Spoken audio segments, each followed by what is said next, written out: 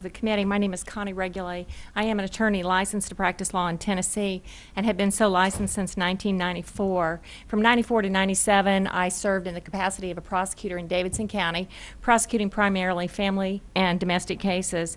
From 1997 to 2010, I've been practicing family law primarily in Tennessee throughout about 14 counties through Middle Tennessee, as well as making appearances in 4 other states.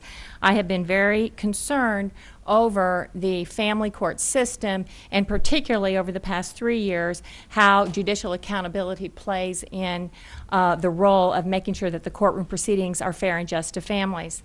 I have kind of given the committee an outline so that we could sort of follow something. Each of the things I've gone through here, and I'm not going to go into all the detail because I know my time is limited, but I do want to point out specific things that I think needs to be done to make our judiciary more accountable. First of all, the reporting of the Court of the Judiciary. This panel needs to, or the committee needs to understand that about 70,000 court cases a year touch Tennessee families. Those are not just divorces, they're paternity actions, or child support actions, or orders of protection. They are things that touch the heart of every family in Tennessee. So having a fair and just courtroom is vital to protecting our families. In the reporting, the most recent report said that 62% of the complaints were judges that don't follow the law. That is, I think, should be a concern by the committee, and that reporting should require them to get into more detail. There's also a question about how many of those are against criminal judges, how many are against civil judges, and I know I had heard a statement of the COJ that 80% of the complaints were about criminal matters, and yet in the report it said that 26% of the complaints were about criminal judges. Their response to that was, well, there could be some judges in general sessions or juvenile court that could also be handling criminal matters, and that's the reason they reported 80%. But that 80% number is not anywhere in their report, so they must have some other measures that they can provide to us so that we know how many are actually criminal cases versus the cases that are touching the family members. Another big concern I have that there's no real duty of the Court of the Judiciary to report unethical conduct that's in violation of Rule 8 of the Supreme Court, conduct that would otherwise affect the licensure of a judge who is as an attorney, who does have to be an attorney to serve as a judge. There's also no duty to report criminal conduct. There are crimes in the state of Tennessee, such as official misconduct or official oppression, which some of these complaints may rise to. And I've investigated a lot of complaints, and I've gotten feedback from other people that have filed complaints, and I believe there is sufficient information to believe that there's probable cause to find that there could have been official misconduct in some cases. For instance, there was an investigation on a Judge Bell in Western Tennessee, and in reviewing the pleadings that are posted by the Court of the Judiciary, he had made a claim that he took his Fifth Amendment right against testifying or being deposed because he was being accused of criminal misconduct. And yet there's no duty of the COJ to make that report to the proper officials, being the district attorney or the Board of Professional Responsibility. There is the confidentiality issue of the complaints. I listened to the January committee session in which Judge Ash spoke, and one of the comments was that the complaint is not confidential by the complainant. In other words, the complainant can speak of it, is the way I understood his comments. And yet it's really, really unclear, because the form that they use for somebody to file a complaint, and I've provided these documents to Senator Beavers through her assistant Alex, and you can get a copy of those. It says at the very bottom that you have to verify, the complainant must verify that they understand that this is confidential and that this is all of my complaints against this judge before they can submit it. This confidentiality then has the effect of silencing the complainant. And then you get into the question of, should you file a recusal, and can you file a recusal if there is a pending complaint? And if you can't mention the complaint, then are you at a position where you have to pick one or the other? Do I file a motion to recuse a judge based upon his misconduct, or do I file a complaint? And if I file a complaint, can I not mention it in my motion to recuse? So the confidentiality level does tend to silence the complainant. The ease of the complaint filing, and if you just look at the application for the complaint form, it's very small type, it's hard to understand, and here's a big issue with it. There's no way for the litigant, if it's just a lay person, there's no way for a litigant to really understand what threshold it is, what factual basis do they have to bring to the Court of the Judiciary for them to even raise their heads about it. There is just a paragraph type of form where it says basically explain the details of your complaint. They don't know whether ex parte communication or whether ruling without authority. They don't understand what type of complaint they can make that's going to get attention. Another issue that I would like for this committee to consider is the open records. Judges are elected officials, just like as if a complaint were filed against you with an ethics committee, that a person could go and get that information and look at it. Judges are elected officials, and sometimes there's a comparison to medical professionals, and that when the medical board looks at that's confidential until there's a ruling on it, but that is a licensing that's a licensing entity, just like the Board of Professional Responsibility. That's a licensing agency. So when there is a licensure issue, I agree that that's a confidential issue until there is a public record created about it. But judges are elected. When the citizens go to vote, they should be able to pull up and look at the past history, the past conduct, the past record, the past complaints of that judge. All of the complaints with the Court of the Judiciary should be subject to the Open Records Act.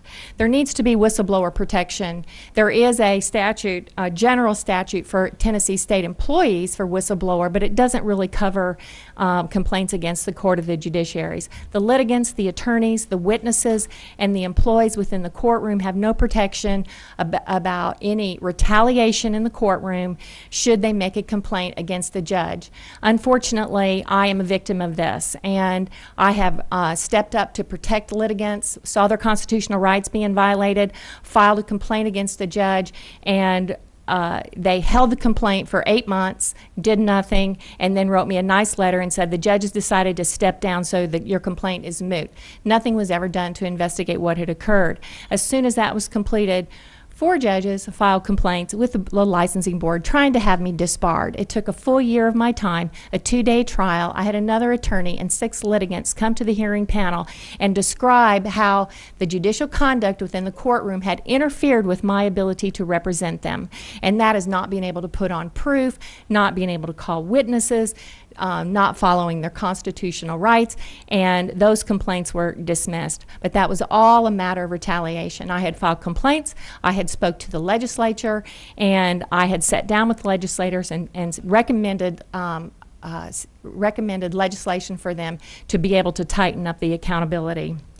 There needs to be whistleblower protection.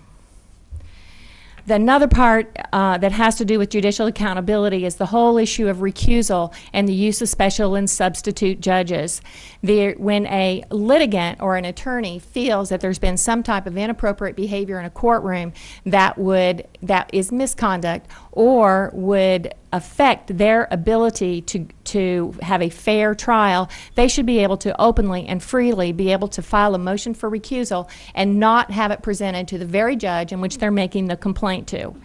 So rarely is a motion for recusal granted. And in my outline, I have listed a couple specific examples. One where a judge was put under subpoena by an attorney as being a witness in a hotly contested divorce case, and that attorney asked that judge to recuse himself in a totally different case in which he was an attorney, and the judge refused to do so. And yet he had no place else to go with that type of a complaint. Another one where a judge had an opponent, an incumbent judge had an opponent in an election, and his opponent investigated him and found out that he had failed to make certain disclosures in his statement of interest, and that particular judge actively tried to silence him, and he filed a motion for that judge to recuse himself, again on a totally separate case, and yet he anticipated that there would be bias, prejudice, or retaliation against him as an attorney, and the judge refused to do so. That is all part of the judicial accountability that needs to be tightened up. Now, right now it's in rules, and so it's not really part of the Court of the Judiciary statute. Also within Title 17, though, are the special judge and the substitute judge provisions. And what I have found and I have experienced is abuse of the substitute judge provision, where a judge takes himself off a case for cause and then appoints a judge under the substitute judge provision without meeting the requirements of Section A through E. Section A through E of that provision says that you can't appoint a substitute judge unless the litigants file a written consent. And there's Section F, which was added on, which is intended to be just if a judge was out of the court for an emergency or was out of town or couldn't be present, allows the court to appoint somebody on a short-term basis without the consent of the parties.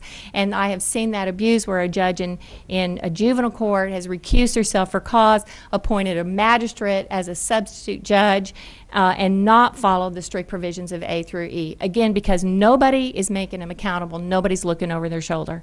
So I have, in summary, on my last page, I put down specific things that I think questions that needs to be asked.